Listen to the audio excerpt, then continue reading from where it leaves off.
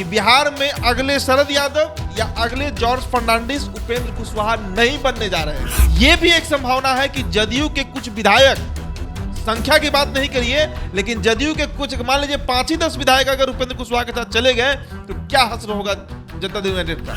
बड़ा नुकसान जनता दल यूनाइटेड को देकर जाएंगे उपेंद्र कुशवाहा अगर मामला नहीं संभल। कोयरी समाज का वोट बिहार में दूसरे नंबर पे है यादवों के बाद, और उसका नेतृत्व कर सकते हैं उपेंद्र कुशवाहा। इसीलिए वो ट्वीट किए हैं कल कि बिना हिस्सेदारी लिए वो कहीं नहीं जा रहे हैं। आप उतना किसी को आगे नहीं बढ़ा पाएगा जितना जॉर्ज फर्नांडिस और शरद यादव ने आपको बढ़ाया। जॉर्ज फर्नांडिस के साथ क्या हासिल किया गया, अंतिम दिनों में उनका फोन तक नहीं उठाया गया।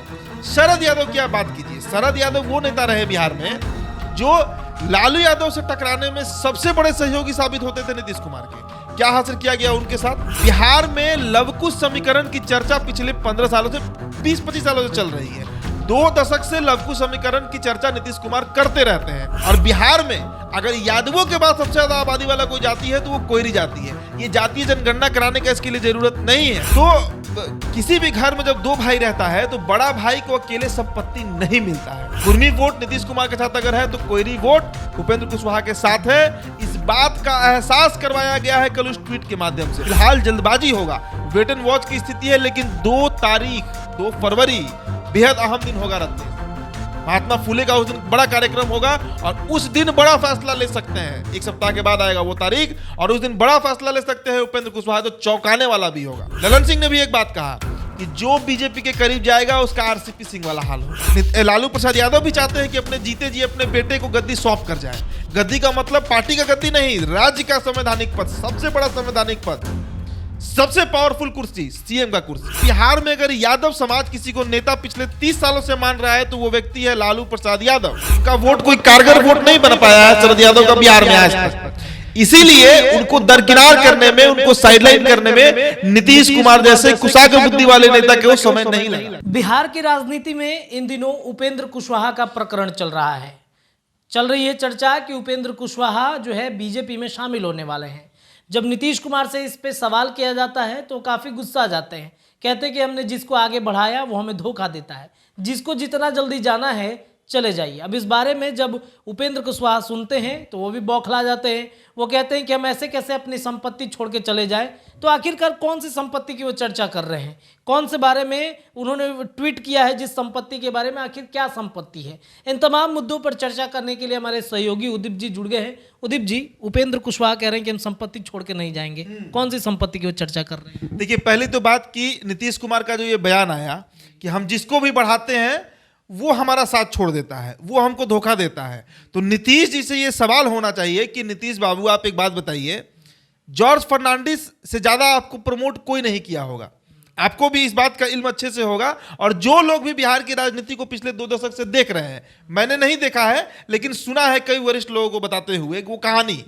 खुद डॉक्टर अरुण कुमार जो है जहानाबाद के पूर्व सांसद, बेहद करीबी रहे नीतीश कुमार के, कभी आप जाकर उनसे चर्चा करके देख लीजिए कि जॉर्ज फर्नांडिस के साथ क्या हासिल किया गया। अंतिम दिनों में उनका फोन तक नहीं उठाया गया। शरद यादव की आप बात कीजिए, शरद यादव वो नेता रहे बिहार में जो लालू यादव से टकराने में सबसे बड़े सहयोगी साबित होते थे नीतीश कुमार के। क्या हासिल किया गया उनके साथ? एमपी का टिकट तक नहीं दिया गया। तो ये कहना नीतीश कुमार का कितना सही है कि जिसको वो आगे बढ़ाए हैं, आप उतना किसी को आगे नहीं बढ़ा पाएगा जितना जॉर्ज फर्नांडिस और शरद यादव ने आपको बढ़ाया। ये बिहार की राजनीति जानती है, बिहार के लोग जानते हैं इस बात को। हालांकि आपके रिश्ते उनके साथ कैसे रहे अंतिम काल में, ये किसी से छिपा नहीं है और हमको बताने की जरूरत नहीं है। अब आते हैं उपेंद्र कुशवाहा के ऊपर। देखिए, शुरुआत में ही आपको इस बात का हम इल्म करा देते हैं, जानकारी दे देते हैं कि बिहार में अगले शरद यादव या अगले जॉर्ज फर्नांडिस उपेंद्र कुशवाहा नहीं बनने जा रहे हैं, नहीं बनने जा रहे हैं। जो कई 2 कारण हैं, दोनों कारण पर भी हम आएंगे और किस हिस्सेदारी की वो बात करिए वो भी हम बताएंगे। देखिए, जॉर्ज फर्नांडिस बिहार के नहीं थे, शरद यादव बिहार के नहीं थे, अदर स्टेट के थे। शरद यादव मध्य प्रदेश के थे, जॉर्ज फर्नांडिस भी बाहर के थे, बिहार के नहीं थे। दूसरी बात, उनके जाति का समर्थन उनके साथ नहीं था। जॉर्ज फर्नांडिस के जाति या धर्म के कितने लोग बिहार में उनका सपोर्ट कर रहे थे? कोई नहीं, ना के बराबर। शरद यादव हालांकि यादव नेता थे, मधेपुरा से कई बार सांसद रहे, बावजूद इसके आप भी जानते हैं रत्नेश कि बिहार में अगर यादव समाज किसी को नेता पिछले 30 सालों से मान रहा है तो वो व्यक्ति है लालू प्रसाद यादव। यादव वोट बैंक का जो चाबी है वो सिर्फ लालू प्रसाद यादव के पास ही रहा है। उनका वोट कोई कारगर वोट नहीं बन पाया है शरद यादव का बिहार में आज तक। इसीलिए उनको दरकिनार करने में, उनको साइडलाइन करने में नीतीश कुमार जैसे कुशाग्र बुद्धि वाले नेता के वो समय नहीं लगा।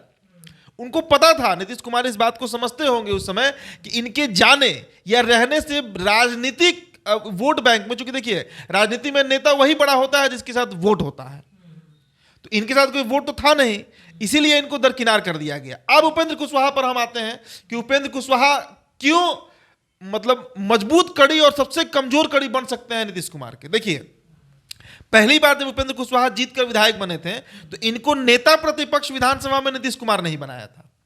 नीतीश कुमार इनके साथ रहे या ना रहे, हमेशा एक सॉफ्ट कॉर्नर रखें, तभी ना भाई 2021 में अपनी पूरी पार्टी रालोसपा जहां जहां भी चुनाव लड़ी थी, मैंने भी उस तमाम विधानसभाओं को कवर किया था। मुझे याद है कि हर विधानसभा में 8,000 10,000 वोट इनको आ रहा था।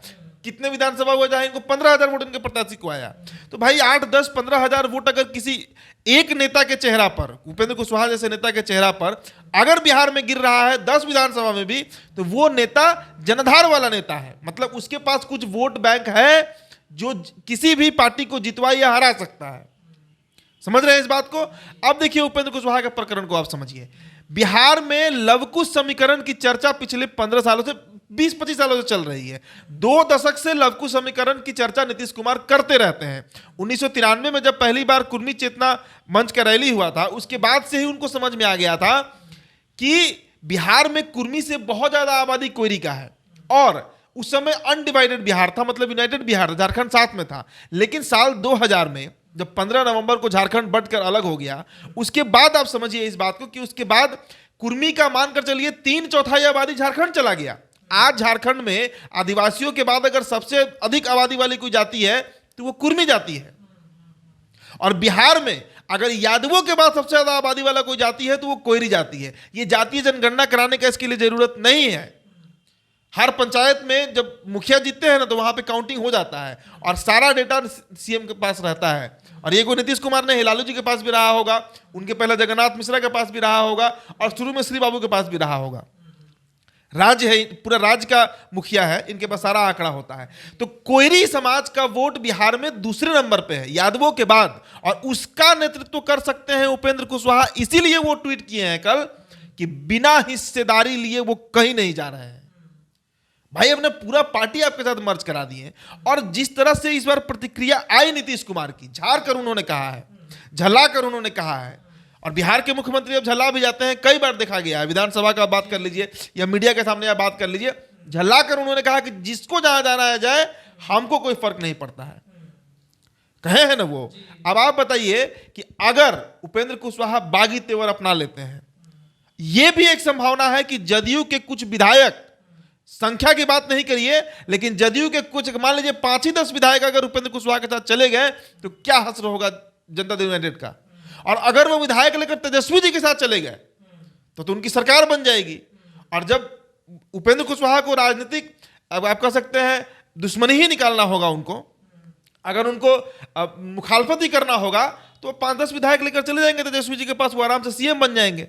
इसीलिए उपेंद्र कुशवाहा ने ये ट्वीट किया है कि बड़े भाई, देखिए अभी भी बड़े भाई का संज्ञा दे रहे हैं नीतीश कुमार को। और चूंकि इनसे स्नेह और प्रेम उनको मिला है, आप इनके पूरे राजनीतिक करियर को देखिए, तो किसी भी घर में जब 2 भाई रहता है तो बड़ा भाई को अकेले संपत्ति नहीं मिलता है।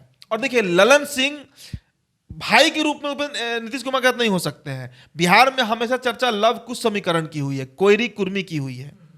तो कुर्मी वोट नीतीश कुमार के साथ अगर है तो कोयरी वोट उपेंद्र कुशवाहा के साथ है। इस बात का एहसास करवाया गया है कल उस ट्वीट के माध्यम से। और ट्वीट को अब हल्के में मत लीजिए। बिहार में जो राजनीतिक भूचाल की चर्चा चल रही थी, वो भूचाल अब आ गया है। और यही ट्वीट है जो भूचाल लाया है बिहार की राजनीति में। तमाम पार्टियां इस बात को, और अब देखिएगा उपेंद्र कुशवाहा को राजद भी लेना चाहेगी, उपेंद्र कुशवाहा को भाजपा तो चाह ही रही कि उनके पास चले जाए। यह भी हो सकता है, मैंने पहले भी कहा है कि उपेंद्र कुशवाहा को केंद्र में मंत्रालय भी मिल सकता है। और भले विधायक वो ना अपने साथ ले जा सके, या हो सकता है कि विधायक टूट भी जाए जदयू के। अगर नहीं टूटते हैं तो कोयरी वोट बिहार में अब आप प्रमाणित तौर पर मान लीजिए कि लवकुश समीकरण में एक हिस्सा जो है वो चला गया उपेंद्र कुशवाहा के साथ, और अति पिछड़ा का वोट वैसे भी 3 उपचुनाव तो समझा दिया ना, कुढ़नी, गोपालगंज, मोकामा। धानुक वोट मोकामा में नहीं पड़ा जदयू को, गोपालगंज में और कुढ़नी में तो ये बात साफ समझ में आ गया, मनोज सिंह कुशवाहा को लड़ाया गया था, कहां जीते। तो ये बात तय रूप से हम माने कि अति पिछड़ा वोट तो छटक ही गया है। जिस लवकुश समीकरण के बदौलत दम भर रहे हैं नीतीश कुमार, उसमें अगर कोई भी वोट छटक जाता है जो उपेंद्र कुशवाहा छटका सकते हैं, लेकर जा सकते हैं अपने साथ। सम्राट चौधरी भी बीजेपी में है, जो उभरते हुए कोई नेता, बड़े नेता है, इनके पिता शकुनी चौधरी भी बड़े नेता रहे हैं अपने समय के। तो बड़ा नुकसान जनता दल यूनाइटेड को देकर जाएंगे उपेंद्र कुशवाहा, अगर मामला नहीं संभलता है। और देखिए, उपेंद्र कुशवाहा ने एक और बात कहा। उपेंद्र कुशवाहा ने यह भी कहा कि पार्टी के अंदर मेरे खिलाफ कुछ षड्यंत्र चल रहा है, पार्टी के अंदर मेरे खिलाफ लोग हो गए हैं, पार्टी के अंदर मेरे खिलाफ रणनीति बनाई जा रही है। कौन लोग हैं, कौन वो लोग हैं, किसकी तरफ इशारा कर रहे हैं उपेंद्र कुशवाहा, ये समझना होगा। बड़े नेता कौन है पार्टी में भाई? ललन सिंह है ना, तो नीतीश कुमार है, और तीसरे नंबर पर तो यही है उपेंद्र कुशवाहा। विजय चौधरी भी है, संजय झा भी है, लेकिन इनके बाद है। संसदीय बोर्ड का अध्यक्ष बहुत बड़ा चीज होता है, टिकट बंटवारे से लेकर सभी जगह उसकी हिस्सेदारी होती है, सभी चीज में अहम फैसले लेता है वो। तो इस बात को समझना होगा कि बिहार में बड़ा राजनीतिक भूचाल आया हुआ है, उठापटक चल रहा है, और किसके पाले में गेंद जाएगा, केंद्र में मंत्री बनेंगे उपेंद्र कुशवाहा, या तेजस्वी यादव के साथ जाकर कुछ विधायकों को लेकर उनको मुख्यमंत्री बनाएंगे, कुछ भी हो सकता है। स्थिति ऐसी है कि कुछ भी प्रिडिक्ट करना फिलहाल जल्दबाजी होगा, वेट एंड वॉच की स्थिति है। लेकिन 2 फरवरी बेहद अहम दिन होगा रत्नेश। महात्मा फुले का उस दिन बड़ा कार्यक्रम होगा, और उस दिन बड़ा फैसला ले सकते हैं। 1 सप्ताह के बाद आएगा वो तारीख, और उस दिन बड़ा फैसला ले सकते हैं उपेंद्र कुशवाहा, जो चौंकाने वाला भी होगा। इन सब के बीच में जो चर्चा नीतीश कुमार की चल रही थी कि केंद्र में जाएंगे, उनको मंत्रालय मिलेगा, वो सब क्या अब फुल स्टॉप लग गया? फुल स्टॉप का बात नहीं है, हो सकता है कि बात नहीं बना हो। चर्चा तो थी, ये तो पक्की तौर पे कही जा रही थी ये बात कि नीतीश कुमार का केंद्र से संपर्क है, बीजेपी से उनकी बात चल रही है। लेकिन हो सकता है, उन्होंने तो संकेत भी दिया रेल मंत्रालय को लेकर कि रेल का बजट अलग से पेश किया जाए। देखिए, नीतीश कुमार का राजनीति जो है ना, वो सिग्नल देते हैं, इशारे करते हैं कि सामने वाला समझे और उनको बिना मांगे दे दे।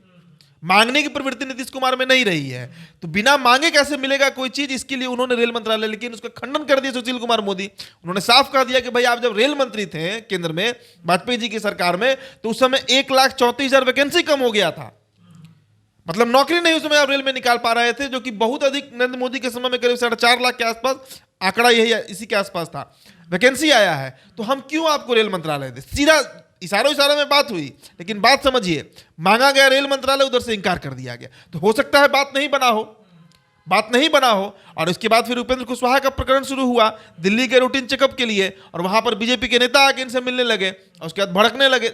ललन सिंह ने भी एक बात कहा कि जो बीजेपी के करीब जाएगा उसका आरसीपी सिंह वाला हाल होगा, आपको याद होगा। तो अब तो उपेंद्र कुशवाहा है उनके करीब, इसमें कहीं दो राय नहीं है, बातचीत भी चल रही है। बीजेपी से मान लीजिए संजय टाइगर ही उनसे मिलने गए, तो मिलने का तात्पर्य क्या था? और व्यक्तिगत रिश्ते अगर हैं आपके, उपेंद्र कुशवाहा के बीजेपी के नेताओं से हैं, तो एम्स जाने से पहले पिछले 1.5 सालों में वो व्यक्तिगत रिश्ता क्यों नहीं दिखा? क्यों बार बार आप हमलावर रहे बीजेपी के ऊपर? क्यों बार बार आप नीतीश कुमार के बदले जवाब देते रहे बीजेपी को? अचानक से व्यक्तिगत रिश्ता कहां से? और राजनीति में कोई व्यक्तिगत रिश्ता किसी से नहीं होता है। राजनीति में रिश्ता वही होता है, दोस्त वही होता है जिसको आप सीढ़ी बनाकर ऊपर जा सके, नहीं तो राजनीति में कोई किसी का दोस्त नहीं है। अच्छा, एक अंतिम प्रश्न, आपने कहा कि आरजेडी के साथ में उपेंद्र कुशवाहा जा सकते हैं, तो हो सकता है कि तेजस्वी यादव ही जदयू में टूट कराना चाहते हो मुख्यमंत्री बनने के लिए? देखिए, राजनीति में टूट कराना तेजस्वी चाहते हैं, ये कहना अतिशयोक्ति हो जाएगा, जल्दबाजी हो जाएगा। लेकिन इतना तो पक्का है ना कि तेजस्वी यादव के अंदर एक लालसा है मुख्यमंत्री बनने का। लालू प्रसाद यादव भी चाहते हैं कि अपने जीते जी अपने बेटे को गद्दी सौंप कर जाए। गद्दी का मतलब पार्टी का गद्दी नहीं, राज्य का संवैधानिक पद, सबसे बड़ा संवैधानिक पद, सबसे पावरफुल कुर्सी, सीएम का कुर्सी। तो इसलिए जोड़ तोड़ में अगर उपेंद्र कुशवाहा तेजस्वी यादव के संपर्क में जाएंगे तो तेजस्वी उनको वेलकम ही करेंगे, क्यों उनको फॉरगो करेंगे? अगर 10 विधायक मिल जाए तेजस्वी को, तो आज वो बिहार के मुख्यमंत्री बन जाएंगे। तो ये कोई बहुत बड़ा मसला नहीं है। उनकी जगह कोई भी रहता तो यही करेगा। उनकी जगह कोई भी, चिराग पासवान को भी अगर ये ऑफर मिलता कि 10 विधायक आपको एक नेता लेकर आ रहा है और आप सीएम बन जाइएगा, तो वो भी वही करते। उनकी जगह पर कोई भी होता तो देश का काल और परिस्थिति के अनुसार फैसला लिया जाता है राजनीति में। तो इसलिए तेजस्वी यादव ऐसा कर सकते हैं, इसमें कोई दो राह नहीं है। चलिए, तो क्या कुछ हो सकता है बिहार की राजनीति में 2 फरवरी का दिन काफ़ी अहम माना जा रहा है। कुछ बड़ा होगा बिहार की राजनीति में, क्या होगा वो भी हम आपको दिखाएंगे, लेकिन तमाम खबरें, तमाम अपडेट्स उसके पहले हम लगातार आपको देते रहेंगे। इस डिस्कशन में इतना ही। आप जुड़े रहिए द बिहार टॉप के साथ। हमारे चैनल को सब्सक्राइब कीजिए, पेज को लाइक कीजिए। बहुत बहुत शुक्रिया।